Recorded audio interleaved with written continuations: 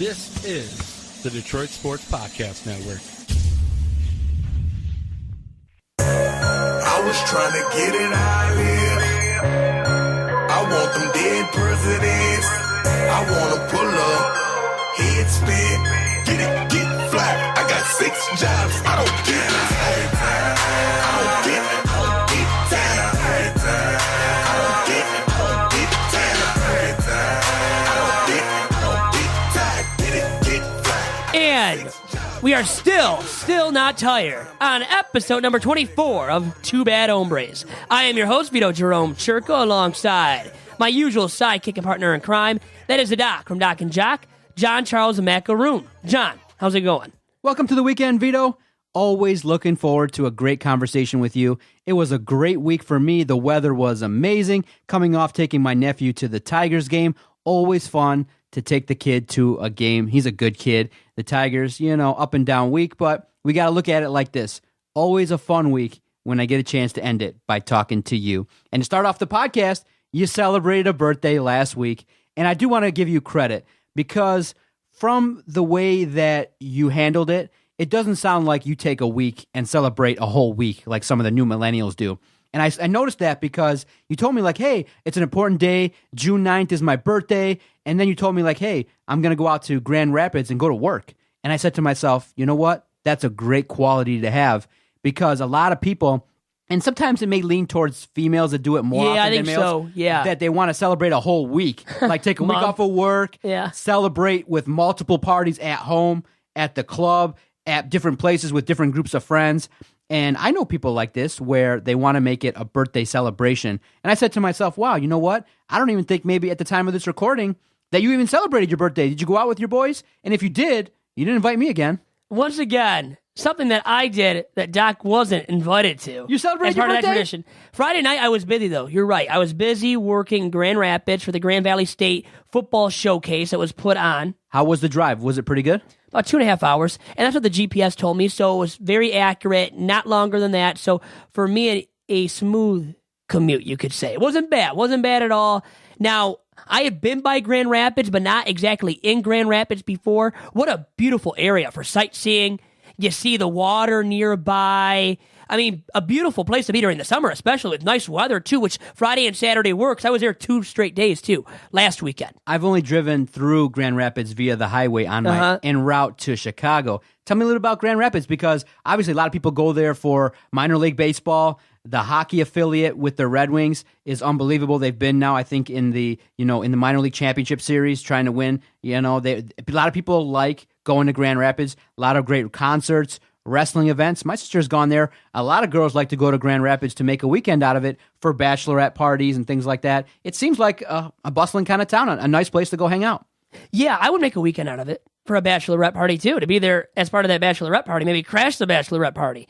But realistically, if you have a good group of buddies you can go for a weekend with to a place in Michigan, and it's not entirely far, I would say Grand Rapids, Michigan is a great place to go to. I mean, all the downtown spots, just a lovely venue. I mean, for sightseeing, once again, for doing stuff, for going out at night on a weekend, on a Friday or Saturday night, or spending the day on Sunday all day with your family and friends, just going out to a restaurant, to a place to shop, and especially women. I know women would love to go there and just shop all weekend long, and I bet they do, and they go for bachelorette parties maybe as well. Let's have sex! Oh, well, and maybe they're doing that too, but not with their bachelorette bridesmaids. Hey, who knows and who cares, right? We're not trying to judge here.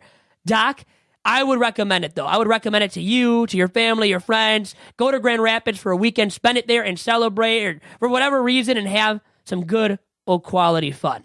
So it sounded like you didn't celebrate that weekend, but would you wait for Sunday, or when did you celebrate? I went out on Saturday night, but I was coming from Grand Rapids. I went out late Saturday. My friends wanted to go. I didn't even want to go that bad, but they took me out. My buddy Nick Schmiegel, another drop for him. How many references does he get, man?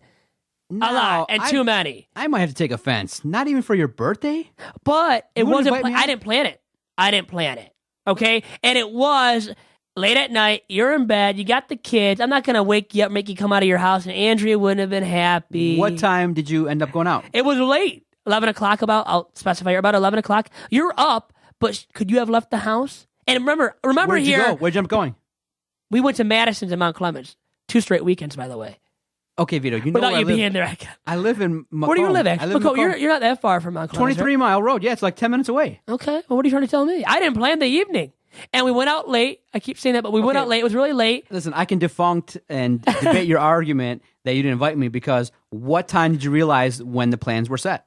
That day, and I was working at Grand Valley all day long. I really was. Remember, the podcast came out a little bit later because of the fact, too, that I didn't have Wi-Fi at Grand Valley State's campus. Was inside the Kelly Family Center, named after Brian Kelly, by the way, is where the indoor facility, their indoor football practice facility is on the campus of Grand Valley State. A lovely campus. Spent my 2 days there, and Saturday was a darn long day. It was well spent with the football campers, but man, it was tiring. Out in the sun, spending it all day long, really out in the sun glaring down on you. It got tiring by the end of that day's camp and the end of the camp in totality as it ended on Saturday. By the very end of that day, man, I was done. I was wiped out. And then I re-energized at least enough to go out the same night. But man, I was working all day long, so I didn't totally celebrate my birthday. I didn't live it up all weekend long or plan on living it up all weekend long. I still knew I had to put on my big boy boots and work on Friday on the day of my birthday, and I did all day long. And it's funny, on Facebook, you get the notifications with birthdays when it's somebody's birthday. Well, you knew. You're a good friend of mine, and you're on Facebook, so you knew more than enough, to wish me a happy birthday, and I appreciated that, and from everybody that did wish me a happy birthday.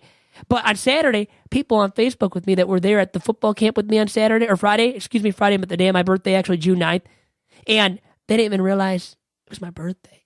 And I could have gotten, felt slighted or this or that, and maybe some women or other men would have. I didn't get like that. But people that I ended up being with on Friday didn't even realize it was my birthday. Nobody wished me a happy birthday. We didn't do anything for it. But see, I wasn't planning on anything grand or big on Friday because I knew I had to work. And work comes before celebrating for me. Even though I like to party or to go out, live it up once in a while with my good buddies. And not you, obviously. We know that. We've established that. Well, Vito, okay, look. I'm just saying, I go to work. My point, though, about working on my birthday was I work first. I work before celebrating. Very good. And I'm proud did. of you for it, yeah. I know you like that, too. And I really do. I like that in a person as well. And I know you're all about that yourself when it comes to work, right? I celebrate my birthday. I just kind of take the one day off. And I think the one thing that you're allowed to do is take the day off for your birthday. I think that's okay to celebrate the day. If you want to extend it out maybe until the following weekend or the weekend prior and you want to go out, that's fine. But to have a whole week dedicated to your birthday is a little bit narcissistic and not needed, right? Too much. And it's hard to judge. Okay, there are women and other men that really love to live it up. Try to get it in your mind to say, hey, look, if you have a plan and it's your birthday, there is such a thing as a charity invite where you kind of know that the likelihood of me attending would be low, but I might have shown up there just for a beer, and hey, I might have bought you a beer too, knowing that you're a good kid. I didn't think of that. Yeah, he can actually buy me something for once, pay for something. Or hell, maybe your boy Nick, if there's a party of 3 or 4, hell, I'll buy you a round. It's $20. Oh, I know you would. So, hey, no slight to you. Like I said, I didn't plan it. Were there any ladies And there? it was... Okay. But it doesn't mean you don't have to plan it. If you're... Listen, Vito, there's a certain code now that you keep saying, I didn't plan it. Okay, well, I so did now, it. It's legit. So now, Ask Nick. Ask Nick Schmiegel. Exactly. And you have his number. But what will happen is now I deflect from the way the story is unfolding. I'm not mad at Nick at all because we barely talk. I just send a couple pictures back and forth about you. Pictures? Yeah. At least he said about you. Yeah. He cleared it up. So then I can say, okay, but you know that it's your outing. So if I would have showed up, would you have been like, oh my God, it's terrible because Nick planned it? No, you're the VIP. So anybody that shows up is obviously for you. So next time you got to realize, okay, hey, Doc, we're going to be hanging out here. Nick planned it. If you want to swing by, I'll be there. And I'll be like, oh, great. I'll fall on the floor in shock that you invited me. And I'll say, you know what, Vito, it's a little bit late. I probably will pass, but I'll get you next time. And then it opens the door for the next invite. That now, I don't even know if you want to hang out with me. Do you want to keep it like platonic or now I got to sit here all insecure and wonder does Vito only like me because I'm cutting him a check every couple weeks or every couple months? Listen, we don't have to keep that kind of professional vibe. I consider you one of my boys, and I respect you. So if you don't want to invite me out everywhere, at least we got to get to the level where you charity invite me. Just invite. Wait. That's all you're looking for now, the charity invite? Are we at that low of a level in our relationship, whatever it may be? Working, which is it's more than working. Well, professional. To tell the audience, I've invited you formally to my home. You have. You've been very nice. My nephew is enamored with you for some reason because I think you're his height. Yeah. So yeah, the size doesn't matter. Size doesn't matter, and it doesn't. So my 7-year-old nephew is like. Yeah.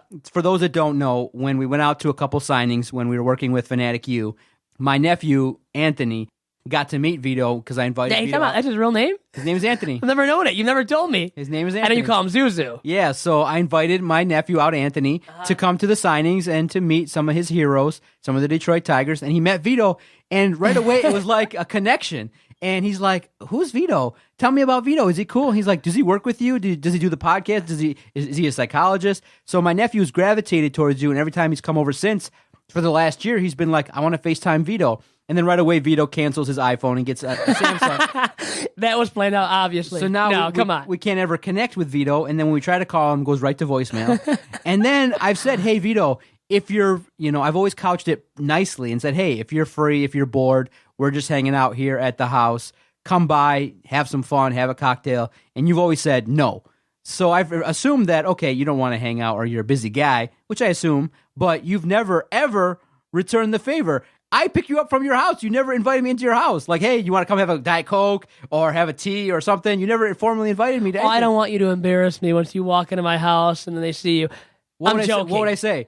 You wouldn't do anything wrong or bad. Right. Or offensive. You're a good guy. So why now you think that so you think I've been slighting you? Are you going to be depressed? Or are you already at that depressed stage in your life with our relationship? Before I would have thought, okay, he's shy, but now when you hit a birthday, that's a little bit more. So now I just think that you just want to keep this professional and we're going to have this on-air relationship. But after it's going to be like Opie and Anthony and they're just going to walk their separate ways and never talk to each other. And then the only way we can really talk to each other is when the mics are on. We have to be on the air. Mics have to be hot. Come on. So. It's not that bad. It's not like that here. I don't mean to slight you. And I think it's a running joke now. It's a funny segment. Things that I did that Doc wasn't invited to. That's the name of the segment. Things that I did that Doc wasn't invited to. So now this is a perfect segue. So because you did not invite me, you know the kind of shit I get into at nighttime? So this is what, now to get a glimpse of what the Doc does in the evening hours. I'm addicted to YouTube and Netflix. I really enjoy, on YouTube, nothing inappropriate, not comedy, nothing too much. What I like to watch on YouTube is like podcasts, like live podcasts and live interviews. The two subscriptions that I really enjoy every day, Jim and Sam Norton on Sirius. They do their live interviews for about 30 minutes with the guests that they bring in. And then Adam Carolla, when he does live podcasts and stuff, you get a glimpse of his studio and the funny comedy bits that he does. And others as well, like the Taz Show, or those that do radio shows that have a video feed as well. I'm into that. So that can occupy a couple hours of my time. But Netflix recently has been really good. But sometimes I get in the mood. Sometimes it's like comedy shows or, documentaries. And sometimes the obscure will pop up on Netflix. So I was scrolling, and sometimes it'll say, based upon the fact that you watched such and such documentary, you might like this.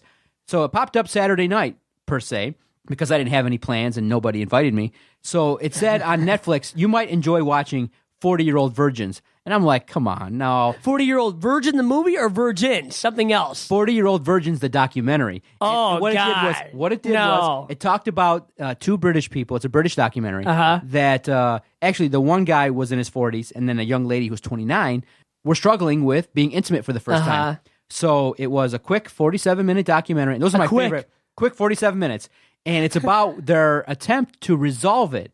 And there is an occupation now that I think is perfect for you should broadcasting not work out. And the title, Sex Surrogate. And what it is... I have to have the sex for the people? Is really the sex surrogate? What it is... Oh, my God. There's only 40 registered, but they're... Well, I can see why. They're licensed therapists. To have sex with you. What they do is they are therapists that get you revved up. Like they start with intimate, like hand touching. They start with like they get you comfortable. Oh yeah, they get you comfortable, all right. And then in the end, they have sex with you if you want. Oh yeah, just if you want. I mean, if you don't want it, we're not gonna do it to you. So to be a spoiler, in this one, the girl was like so not blunt. She was like, "I'm not attracted to you," to the sex surrogate guy. So this is the intro to what sex surrogacy is, and I think you'd be perfect for it. California on America's West Coast, a place where dreams come true and birthplace of surrogate partner therapy. There are around 40 sex surrogates in the US, certified by the International Professional Surrogates Association.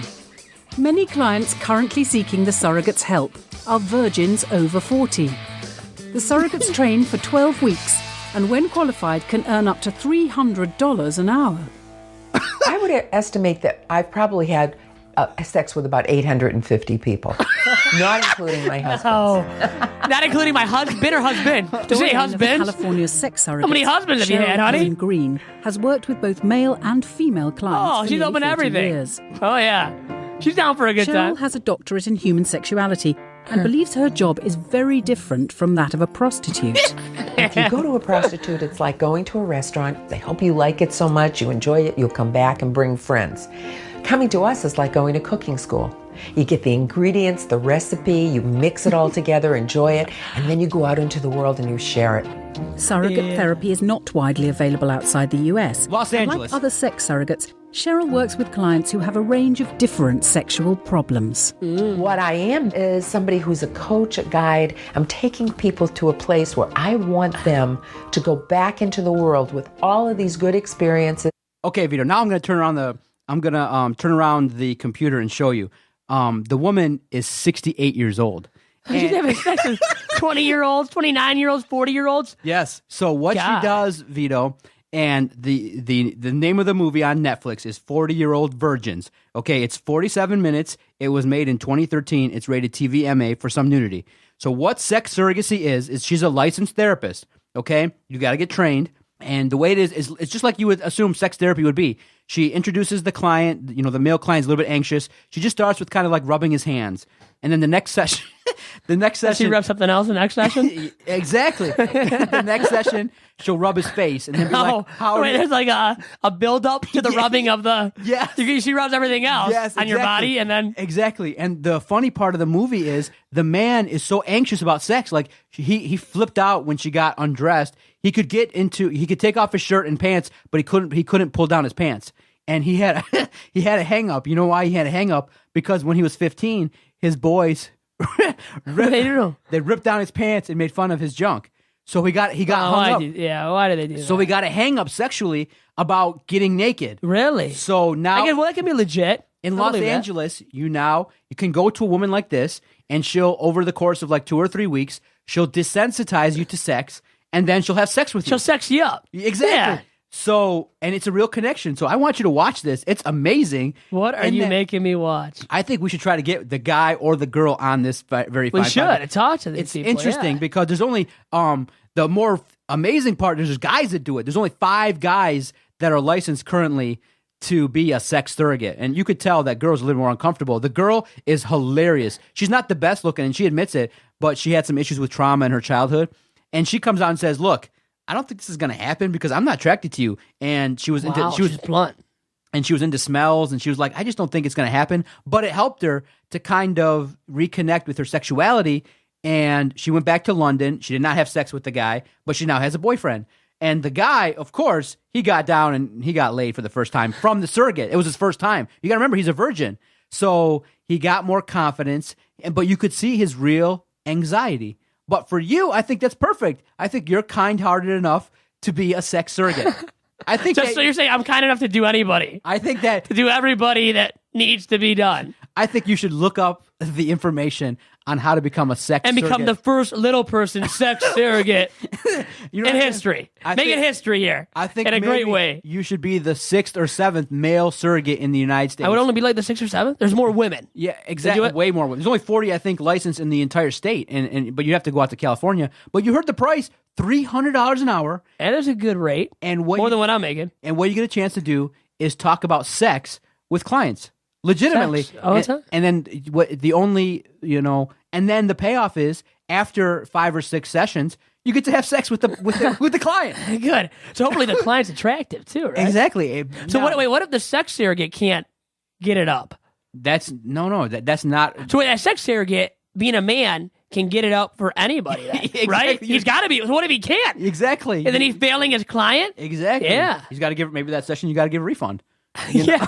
Right? So the idea is that what an interesting field, huh? You're legally allowed, And I thought I seen it in movies. So it is legalized. It's not like prostitution in that way either. I mean, that's not legalized. It's not widely available nationwide, but and it's frowned upon, I bet. I've seen movies where, they kind of joke around about, the sex therapist getting involved with the clients and getting down and dirty, in freaky kind of movies. Yeah. But this is kind of interesting field. Sex surrogacy therapist. You can practice sex, talk about sex with the clients, charge $300 an hour, and then at the end, Vito, you get to have sex with your client. Now, like I said, you want to practice with me, baby. Now, look, I'm not saying that the attractiveness of your clients is going to be really up there, but it's not guaranteed, right? Right, but hell, you're going to make $2,000 and you get to have sex with the client. I think it's a career nice choice. meeting you. I think it's a career choice because you are sensitive, you are nice. That if the whole journalism thing doesn't work out, I found your backup career, and you can thank the DOC. You really think I can be a sex surrogate, man? You think highly of me, don't you? Right. So this was the inaugural shit Doc watches on Netflix, because I watch some whacked out stuff on Netflix. Oh, I believe it. And from time to time, periodically, we'll check into, and you can ask, what weird shit have you watched lately on Netflix? And this is the first one on this debut segment, the 40-Year-Old Virgins. 40-Year-Old Virgins, TVMA, 47 minutes. The description is 2 virgins, a 29-year-old woman, and a 40-something man take tentative steps toward intercourse when they commit to intensive sex therapy in the U.S. They also flew on their own dime from London to Los Angeles to take part in this kind of thing. They're that desperate. That describes desperation to me. So I definitely recommend you watch this Netflix piece. It's really interesting. Sex surrogacy. You down for it? I'll watch it. Becoming a sex surrogate, I don't know. I don't know too much about that. Were you going to show me what the lady looked like, by the way? You still haven't shown me what the lady looked like. So after seeing her and, you see the woman, she has sex with her client, and then she reveals, spoiler alert, she's married. And she has a husband. She has a that life. Is that supportive? Would you ever support your wife doing that? No, I would never support. No, I could never see myself supporting my significant other doing that either. The way she expressed it is that she's helping, and it's a different connection. Like, they have a day-to-day connection. What she's doing is helping these guys, and she says, I get something strong out of it by the connection that I get by helping these guys reach their goals. Yeah, she's helping these guys get off and have sex and for then the first time. You saw the guy's face, like the relief that he felt like. Oh, yeah, Mick giggled. He was giggling. Mick giggled, I would call him. He was giggling. Sex surrogacy. If you're interested, check it out. 40-Year-Old Virgins, Netflix. That's the shit that Doc watches on Netflix. A different type of trade. Could it be better than podcasting? I still enjoy this a little bit more, I think, than I would ever enjoy that. All right, so what's the news, Vito, regarding Megyn Kelly? I understand that she started a show on NBC after leaving Fox. A couple of the interviews she's done have been kind of up and down. I like the one with Aaron Andrews, kind of get a little bit more insight into kind of her life and career in broadcasting. But Megyn Kelly kind of has been a little bit panned regarding her interview with Putin because they felt like he was in control and kind of worked her in terms of the fact that he gave canned answers and that he kind of used it as PR for himself. And I think that the Oliver Stone piece on Showtime is a little bit more expansive because he spent a long time with Putin, and the series is airing now on Showtime. And then I think he spent a couple years interviewing Vladimir Putin. But this recent interview that's kind of come up on Sunday, the first time I saw it, I think it was Tony Paul on his Twitter page, and he said, "Why are you giving this guy a platform?" So I clicked on the link, and I said to myself, oh my goodness, this radio guy, and you'll tell me the name rather quickly, this radio guy is super controversial. I'd never heard of him before. So I never heard of the controversies regarding the fact that he thinks the mass shootings with children were faked, that he's a conspiracy theorist, that he felt like 9/11 was an inside government job. I had never heard any of this stuff, but I guess this guy is pretty controversial. And now Megyn Kelly is facing some severe repercussions in that the Sandy Hook tribute, they fired her. They can no longer have Megyn Kelly represent them anymore. And JP Morgan pulled ads. So this guy is pretty controversial, and you had said that earlier today you were researching him. Tell me a little about this clown. Alex Jones is a conspiracy theorist radio host, InfoWars, and apparently he has White House credentials. Donald Trump is a man, the president of the United States, is a man that listens to his conspiracy theories and takes them as 100% truth. Really? Troublesome right there when that connection is made between Donald Trump, the United States of America president, and this man who is a well-renowned conspiracy theorist, living off of that for the entirety of his life. And his claims, his evidence behind all of his conspiracy theories Where is the evidence? Doesn't have much to prove for his conspiracy theory regarding, well, how about 9/11? The terrorist attacks on 9/11, September 11th, 2001. He believes it was an inside job, that the government had a big hand in causing those two twin towers to go down, to cause the terrorist attacks on 9/11, and all that destruction and all those deaths. Now, I'm taking this from Megyn Kelly's Twitter page. 90-second clip that kind of talks about Alex Jones, in that on Sunday night, June 18th, this interview is going to air, and everybody's wondering, why on earth would you give this nut job a platform? So people are wondering what's up with this guy, and we can listen to him a little bit right here. Authoritarianism knows humanity's awakening, and it's moving against humanity on a planetary scale. The great global battle for the future of our species is being fought right now. They call you the most paranoid man in America. Is that true? Absolutely not. A paranoid person will be hiding out in their house, not venturing out in public. I go out there on the street and battle Black Lives Matter, the communists at point blank range. We talked controversies and conspiracies. 9/11. Now, 9/11 was an inside job, but when I say inside job, it means criminal elements in our government working with Saudi Arabia and others wanted to frame Iraq for it. Just a fact. Sandy Hook. Well, Sandy Hook's complex because I've had debates where we've devil's advocates said the whole story's true, and then I've had debates where I've said that none of it's true. When you say parents faked their children's death, people get very angry. Yeah, well, I know, but they don't get angry about the 500,000 dead Iraqis from the sanctions, or they don't get angry about all the That's illegals a dodge. pouring in. No, it's not a dodge. The media never covers all the evil wars it's promoted, all the big things. That doesn't excuse what you did and said about Newtown. You know it. Here's the difference. I looked at all the angles of Newtown, and I made my statements long before the media even picked up on it. We didn't get any of the really important stuff. What do you mean? We talked about all the important stuff. Well, here's the big one they always make fun of me. You probably want to throw this in there. 30 years ago, they began creating animal-human hybrids. Isn't that the big story Megyn Kelly should be doing? Animal-human hybrids. Okay. How do we believe him? And then our president believes in him being the truth. Man, really? I never knew that. Wow. That's where fake news truly stems from. It's from this guy, Alex Jones, the host of the Alex Jones Show. Donald Trump has been on there. And not to make this about him, but isn't it stupid? Our president's going on a conspiracy theorists radio show, and then his website is Infowars.com. She brought him on to talk about these conspiracy theories and where they stem from, why he really believes them. Like the Sandy Hook shootings. Really, all those children died? And you think it was all made up? Wow, I think that that's pretty outrageous. So I guess obviously now it leads you to believe that, Megyn Kelly is in search of ratings, is in search of attention. Do you knock her for bringing this guy on? Because it sounds like we're talking about it. The country's talking about it. I saw it on Tony Paul's Twitter page. Everybody is up in arms, and there's some consequences when you bring on a guy like this. I believe in free speech.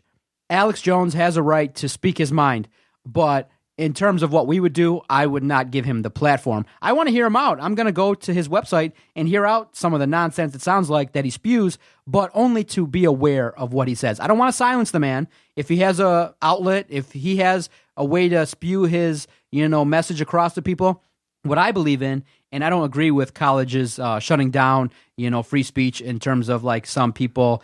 There's going to be another great documentary being shot and filmed by Adam Carolla, where he's going to go out there and kind of talk about how colleges are kind of censoring people that they don't like, and that colleges will, get guest speakers in from time to time. And if they don't like the speaker, they're protesting the speaker and shutting down real conversations because of the fact that they don't like the message. And I don't agree with that. What I agree with is, hey, if this guy's spewing out messages like this, you and I have a right to say, this is outrageous. This is somebody you should not listen to, and you should take it as entertainment or a grain of salt, because if you're going to assume that a shooting where there's known facts of dead kids, or 9/11 where there's really rare evidence that's factual, that it was an inside job, then you kind of know that this is really clickbait at the highest level. And really, in turn, you question his authenticity if he really believes it, because there are some people now that have come out and said it. Skip Bayless is open and says, look, I have to say these things. I have to do this, and this is my job in order to get clicks, to get attention, and I will say things that are truthful, but in a heightened way. Oh, they stretch the truth, right? Spun in a way that's heightened, kind of like the WWE, where it's advanced, where it's like an enhanced version of the person's true self. You know what I mean? Where we'd come out here and be like, Alex Jones is the worst human on earth. I can't believe this guy has been given the platform. What a scum.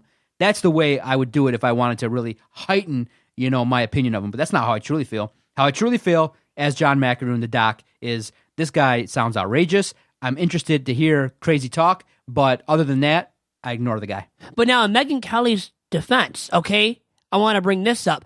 Now, didn't you just say you don't want to silence this guy, though? You want to hear him out? He's not authentic or doesn't have authentic takes or evidence to prove his conspiracy theories is true. But should we find out? We should find out about why he thinks this stuff. And that's why Megyn Kelly is having him on. So she's getting slammed, and from all these advertisers and the parents of Sandy Hook victims, which it makes sense. I wouldn't be happy either if he was given a platform on someone's show, a news program done by a person who's been highly reputable in the past. But she has the right, though, to bring on a guy like this, to bring on anybody because of the freedom of speech, and to hear him out, to hear what he has to say, and then to go right back at him. Now, if she doesn't attack him for his conspiracy theories that have no evidence stuck to them, well, then she's in the wrong and brought him on, intentionally almost for a ratings grab, which maybe she did a little bit in the back of her head, knowing it would strike ratings gold more than likely, having a guy like this on her show that is very controversial. But I truly believe that she did bring him on because she wants to know why this guy has such a connection to Donald Trump. Why Trump listens to him, right? She wants to hear him out and to see if there's any validity. And if there's not, she's going to attack him, right? She's going to make him try to answer her questions, right? She's going to do her best to get something out of him of worth to figure out why he's been spewing all this BS over the years. I can agree with the fact that sometimes maybe the outlet is important as well because it's a nationwide show. Her show is not daily; it's a weekly Sunday. It's a weekly Sunday magazine-esque show right now on NBC. Correct. And so far, it's had mixed reviews. I haven't watched really too many full programs. I've watched a couple segments here and there. Megyn Kelly's a good interviewer. Yeah. She's a solid journalist. Unfortunately, though, she also has to live with the fact that she did take some, sexy photos. And so many people will say, look, even though she's a bright woman, she's a lawyer, she's a very well-trained journalist and a very accomplished television personality. But at the same time, you look at it and you go, I don't think in this situation, early in a show, I think maybe you wait for season 2 as a premiere to bring on a guy like this because of the fact that because if your ratings are fledgling and you're going to lose sponsors potentially, you got to know the playing field. So this guy is a guy maybe you kind of profile for a long period of time and you do a more in-depth piece, maybe an hour or two, over 2 parts, but you debut it after you have established sponsors, after your show has 30 million viewers week after week after week, where you can take a hit like that. Why? Similar example, look at Bill Maher. Ice Cube came on, gave him the spiel, gave him the lecture. His show goes on. He takes a little bit of flack, but his show's not canceled. Why? Because he's been successful. He's had this kind of controversy. He's had controversies in the past, not to this degree by saying the N-word, but because of the fact that he's brought in money to HBO and people know it, that he's a valued commodity. He wasn't just blown out. I think Megyn Kelly's making a mistake by bringing this guy in season number 1, episode 3 or 4. Come on now. Richard Deitch of Sports Illustrated, a noted media columnist and critic. Well, he came out on Twitter and said right away, once he found out that Alex Jones was coming on for this 3rd episode in the show's history, well, he said himself it was a bad thing for NBC, a bad look for the network, for Megyn Kelly, and for the show Sunday Night with Megyn Kelly. I think you're right. I think it was a risk not worth taking to have a guy on as controversial as this in one of the first episodes of your brand new show at a new network, by the way. Let that be known as well for Megyn Kelly. So she doesn't really have everybody in her corner right now, right? Or she has to prove herself all over again almost because she's at a new network, at least to a certain extent. So it's not all rosy right now for Megyn Kelly. And this show isn't guaranteed for a 2nd season. So I think you said yourself, and I agree with you, Doc, with your take, and Richard Deitch is almost, that she should have played it safe in these first few episodes and throughout the entirety of this first season of her brand new show on NBC, Sunday Night with Megyn Kelly. So all in all, 2 Bad Hombres, thumbs down on this, maybe for the timing, but she does have the right to interview him, but it's just a situation where she should have known and probably passed on this interview for this season.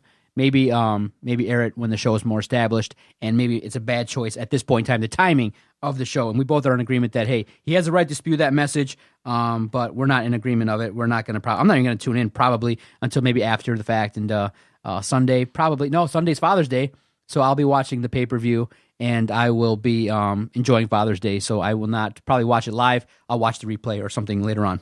Really quick, the optics of it look bad for NBC, for the show, and most importantly, for Megyn Kelly. who is this big acquisition for NBC News, for NBC News's, the NBC News department, right? It really is their biggest acquisition to date, most recently. And her having him on here in one of these early episodes, it's a mistake. We will agree upon that. And 2 big time thumbs down. One from Doc, one from me. Absolutely is the case here. No doubt about it. Let's take our first time out. We have to talk about Dennis Rodman making news again with, I think, his, return trip to North Korea. What is he thinking? I don't know, because it doesn't seem like this is an official trip. I wonder what he's up to. And you'll fill us in next segment regarding Dennis Rodman and what on earth he's doing in North Korea. And with that, we'll be right back after this quick commercial break on episode number 24 of Two Bad Hombres. Vito, I want to tell you about our host site, Podomatic.com. When Adam and I were first starting the project, we recorded our audio and we needed a place to put it. And when you record audio, you need a host site. Now, there's several out there and you can shop around and look. But if you want an established host site, the one that the Detroit Sports Podcast has used exclusively, then we recommend Podomatic.com. Very friendly user interface, very quick and easy to use. The way that I found it was I Googled how to post a podcast easily, and I came across a YouTube video, and it walks you through step by step on how to post a podcast. Vito, you've done it yourself. You take audio sometimes from the Two Bad Hombres recordings, and you post it. Wouldn't you say the experience has been pretty easy? It's always been great with Podomatic. An outstanding relationship, to say the least. So if you're looking to start a brand new podcast and you want to reach the heights of success that the Detroit Sports Podcast Network has, we recommend one host site, Podomatic.com. Sit down.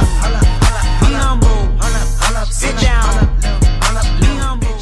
And back here in episode number 24 of Two Bad Hombres, as we dive into a topic regarding Dennis Rodman that seems almost unbelievable, but it was unbelievable in the first place when he made his first trip to North Korea to see its dictator.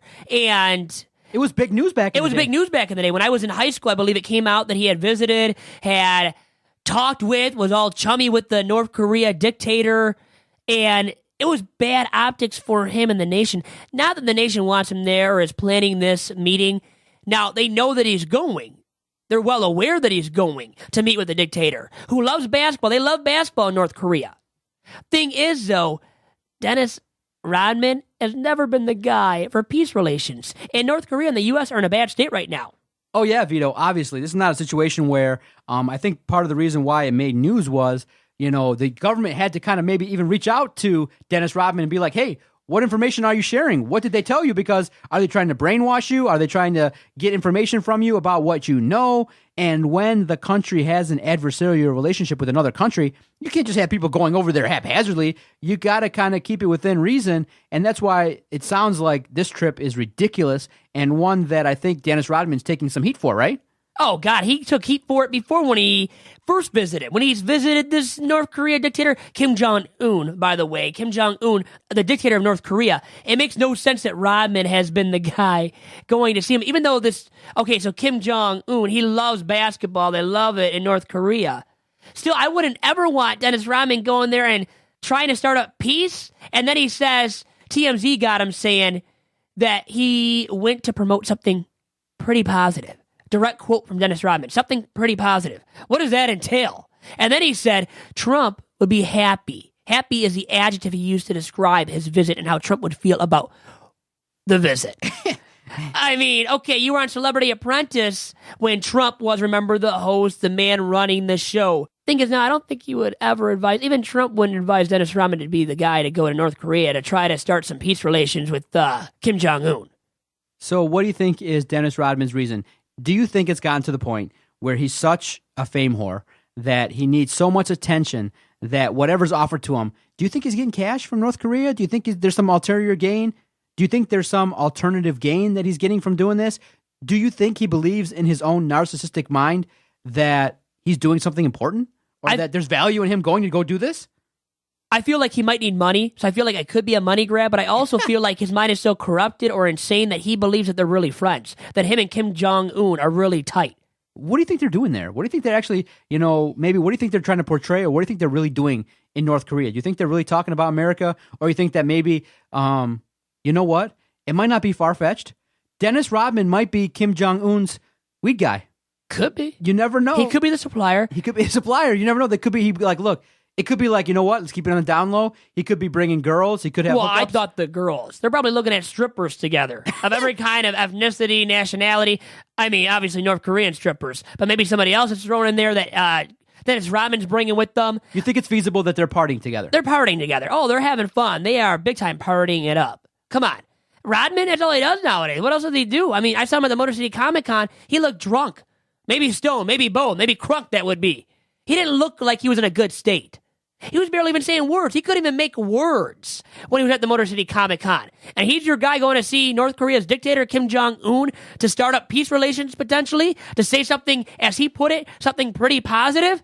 What's positive, pretty positive that's coming out of Dennis Rodman's mouth at this stage in his life? And, you know, he's at a drunken stage in his life. He's at that stage where he's always drunk, it seems like. He'll be in a stupor over there, living it up. Maybe they're smoking weed. Maybe he's his weed supplier. But there's nothing, in the grand scheme of things, there's nothing relevant going on there, right? There's no great message being conveyed from Rodman, and especially that's been conveyed from Trump to Rodman, for Rodman to say to Kim Jong-un, or from another legit U.S. politician or man of political power that is telling Rodman to say something to Kim Jong-un. Nobody of value is telling Rodman anything, okay, about what he should say to Kim Jong-un. If anything, they're saying, don't say this, don't say that, or don't say anything about politics and about our nation and how it's run. This is a bad look. I think it's... it is. It's just not really great to kind of talk about. It's one of those things where you do have concern regarding Dennis Rodman, but he's been known to do outrageous things. And I guess his relationship with North Korea can be... do you think it can reach to the level of a national security concern? Well, think about it. He's saying the wrong stuff. But what does he know, Dennis Rodman? Not to make fun of him, but and no offense to be taken by Dennis Rodman, who you know is listening to this podcast every single week.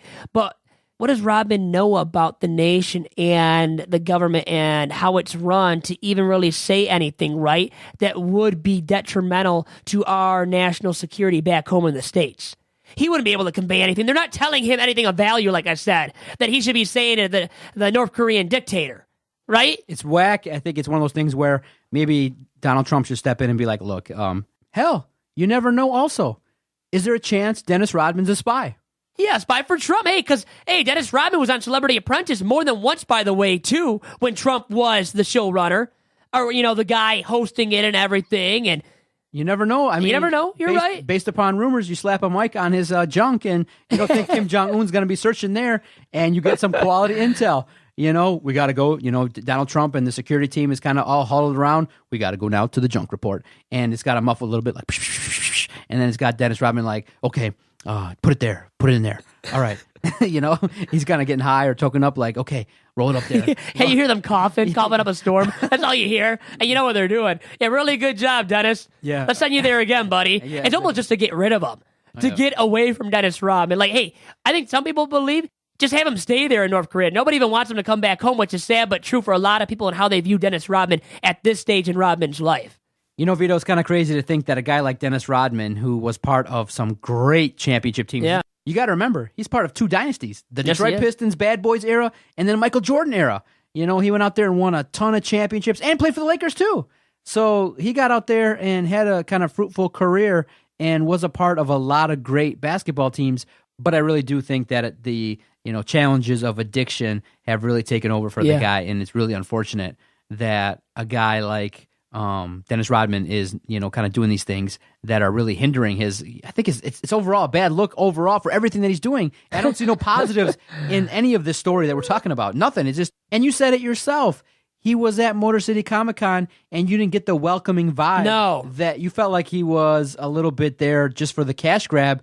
And I had asked you. I said, "Why didn't you get an interview with Rodman?" And you said, "Well, I took pictures, but he kind of appeared, based upon your clinical judgment, he appeared that he was altered, that something was wrong." Yeah. What gave you that notion again? He was just kind of swaying. He just didn't seem like he was. He couldn't make words. No words were coming out of his mouth. He was in a deep stupor. No he words looked bad. Were coming out of his mouth, and he was swaying, or he looked like he was about to sleep. He looked messed up. He didn't want to be there. It was a money grab, and I got it from the fact that he was just standing there, and it was like the life was taken out of him. It was sad to see him, man. I think he's in a sad state. And especially at this stage in his life, he's going to see the North Korean dictator. I don't care if he's your buddy or not. And why would the dictator view Rodman like that just because he played basketball. I know they love the NBA, but you couldn't find somebody else, Mr. Kim Jong-un, to have entertain you and talk basketball stories with you? I think it's sad for him, for Kim Jong-un, almost as much as Dennis Rodman at this point in Rodman's life. And he definitely gets out there. You had mentioned that he gets out there, but he gets out there too much. His antics are wacky, and he's a straight whack. It's unbelievable to think that this is where Dennis Rodman has come to. But, when you look at guys that are narcissistic, they're willing to do things that are unorthodox, and this is another example. So I guess the way we'll look at it is crazy things will always happen around crazy individuals, and you just hope that, he doesn't fall off the wagon too much, or that he doesn't do things to impede his life more than, what he's been currently doing. It's just kind of sad. You want to kind of hold this guy with high reverence because, you remember the guy that was crying when he won the Defensive NBA Player of the Year award, but this guy now is totally different. It's just really tough. But he lost himself a long time ago. Not to dive deep into the character or person that Dennis Rodman is now and what he was back then and comparing the two, because a big-time difference. I mean, from what he was when he first joined the Pistons as a rookie, do you remember how, I think I brought it up on this podcast too, and I think you realized it yourself, Doc, Dennis Rodman did not like alcohol, would not drink alcohol at all, like even a sip of it. He would stay back and play video games. And look at him now, he's like the celebrity face of alcoholism. That's how much he has slid. Wow. It's sad to say, but it is the truth, and we like to talk about the truth here, right? No doubt. So we do here on Two Bad Hombres, Doc. Any plans for you before we wrap this up for the upcoming weekend? What are you doing for your dad for Father's Day? It is Father's Day. I kind of have to remind myself of that. Almost forgot, because I have to honor my dad and recognize him. He's been a great dad for my 24 years now of living on planet Earth. It is planet Earth, right? What we still call it. Yeah, so I'll be doing something. I don't even know what yet exactly, Doc. I had thought about it, and, he won't listen to this, I think, so I can kind of spill the beans maybe, Doc. Maybe take him to a Tigers game if they actually play. Actually, I have to find out if they even play here. Yeah, Tampa Bay. Yeah, so, I mean, they're home. I thought about it. I thought about it before, too, Doc. That'd be a great Father's Day for him. He loves watching the Tigers. So for my dad, there's almost nothing better than being at the ballpark, even though he's had a very tough time watching the Tigers this year. He's been very despondent at times regarding the Tigers, too. All right, I got a list, Vito, of 5 things, and I want to see how close you get in the premiere edition of this segment called Top of the List with the Doc, where I got a list of 5 things that dads across the country came out and said that they want to do. A list of 5 things. Let's see if you even come close. I'll give you maybe 5 guesses, and I'll tell you if you nail it. There's 5 things that a lot of dads want to do on Father's Day. Can you get top of the list? It's during the summer, typically a nice day for barbecuing. How about hitting the BBQ, grilling, some hot dogs, burgers? So I'm going to say barbecuing. You hit the list. Number 3, a steak and a cold beer. I was going to say beer, drinking beer as well. You didn't give me a chance to keep talking. I have more to talk about. I would say alcohol. So drinking a little bit would be on there, as you said. Okay, you hit the list. Okay, so now I have 2. Do I have 2 or that just 1? You're taking that as one item on the list. Number 3 that's a it. steak and a cold beer. Okay. Watching baseball. How about baseball? Is it on there? Not even on there. Nope. Where do we live? Do we live in America still? Come on. You got 3 more guesses. Can you get top of the list? Top of the list. God. So I got number 3. I want to get to the top of the list here. What else would my dad want to do or fathers want to do? How about going out on a boat? Going out on the water? Okay, that will qualify. Or maybe beach? Does that go along with that? Qualifies number 4 to spend time with his kids. And spending time with family, with kids, spending time with his wife. You got 2 more guesses. I don't think you're going to get top of the list, but keep guessing. Spending time with his wife. Nope. Probably not. No, that would never be, right, guys out there? No, I'm joking. But so that's not on your list, on this top 5 list, for what fathers want to do. Well, okay, spending time with their kids, that makes sense. I should have thought of that before. Playing catch with their kids. Nope. No, I didn't make it. So what was guess. it? Okay, Vito. First edition, top of the list. Can you name the number 1 thing that a lot of dads want to do on Father's Day? Just eating, but that was already mentioned. That's not a guess. Mm-hmm. Drinking was already mentioned. Can't mention that again. Man, this is going to be tough. Mowing the lawn. No, I don't know. So I'm done here. Nope, you don't get it. It's not on the list. Okay, here's the list of the 5 things that dads want across the country for Father's Day. Number 5, a simple thank you for the hard work that they do. Really? Simple as that. Number 4, to spend time with his kids. Yep. If kids come from out of town, if it's a day where you can organize family. 3, a steak and a cold beer. Makes sense. Number 2, a day off. Meaning that dads are usually hardworking, so if you can kind of mow the lawn or just take him out or do something nice to allow him to relax. Let dad relax. Number 1, and it has a sports theme to it. Close, though. You were in the right mindset, baseball, but the number 1 thing that men said, top of the list, to watch the U.S. Open in peace. Watch TV, have a brew, sit in front of the television. It starts at 3 o'clock Eastern time. And to watch 4 hours of golf, something that I always do. And there's always that iconic scene of the late Payne Stewart kind of embracing Phil Mickelson. If you remember back, I think in 1999, when his daughter was about to be born, and he embraces Phil Mickelson. He said, look, you're about to be a dad. This is the most amazing thing ever. And the late Payne Stewart, God rest his soul, kind of hit the nail on the head. It's important to be part of the family. It's on the list. But for guys, we just want to kind of be left alone a little bit, maybe have a chance. For me, I can't watch 4 hours of golf. No, see, I'm not going to do that. I wouldn't do it as a father either. No, for me, I want kind of a great breakfast. Take the kids out for lunch from 12 to 3. I can watch some things and have it on the background, and I'll play with the kids from 3 to 7. I just need 3 hours of peace and quiet. And I think I like this list. And I think that you're 0 for 1. Now we have a segment where we can keep track. You're 0 for 1. Next week, you come up with a list, and I'll try to catch Vito's list and see if we can end the podcast with if I can nail the items on your list, if there's anything that you can find that's creative. So at the top of the list for this debut edition of the top of the list is watching the U.S. Open, and I flunked it big time. Now, you're 0 for 1. It's on Fox now, the U.S. Open. FS1, Fox now has the rights to it, which is different. They had it last year too, remember. Now, I wanted to say really, really quick, for you, spending 3 hours to yourself, relaxing, sitting back, watching TV, would it be spent maybe even watching Netflix for 3 straight hours? No, Netflix is reserved for Netflix and chilling and watching Netflix late at night when nobody's around. No daughters, no wife. That's the right time for you to watch Netflix, huh? When all your friends are out and they're having fun, going out to the bars and living it up on his birthday, spending the network's money that he gets from all the new sponsors and all the new, deals that he's trying to negotiate. All those pennies in my wallet. All the dirty hustling that he does during sponsor meetings. Vito tries to spend the money and not invite Doc. So what do? Pull up the trust. This is a great investment. Let me tell you. If you don't have a Mac, if you're a Windows person, I would prefer a Mac now it's a little difficult to go from Windows to a Mac, but this has been a great investment. The wife wasn't in agreement of me getting this Mac, but I've thoroughly enjoyed having it. Go on YouTube, Netflix, watch some great movies. So when your friends don't invite you and they just don't even want a charity invite you, I can pull up Netflix and watch crazy stuff, and you'll be welcomed into my world. Every couple shows, periodically, I'll share the stuff that I watch and play funny clips. And I told you, didn't I guarantee, wasn't that talk in that segment block to go behind the scenes a little bit better than the article you sent me?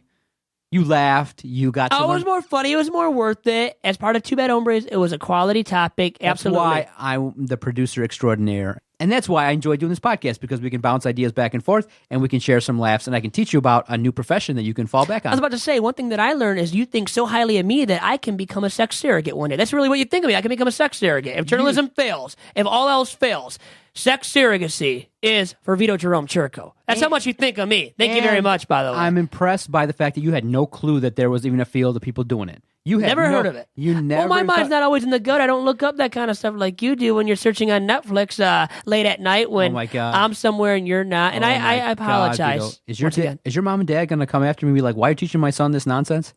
Are you going to share it? They won't find out. Are you going to share it with your brother? Be like, dude, Doc told me about this guy. Well, I'm going to actually lead him into it, because maybe Dominic can do that for a living. Hey, make a living, pay for me a little bit here and there too. $300 an hour. Dude, at least Michigan, $250. Yeah. Discount. Go out there and dirty hustle out there. Vito, be like, look, I charge $250.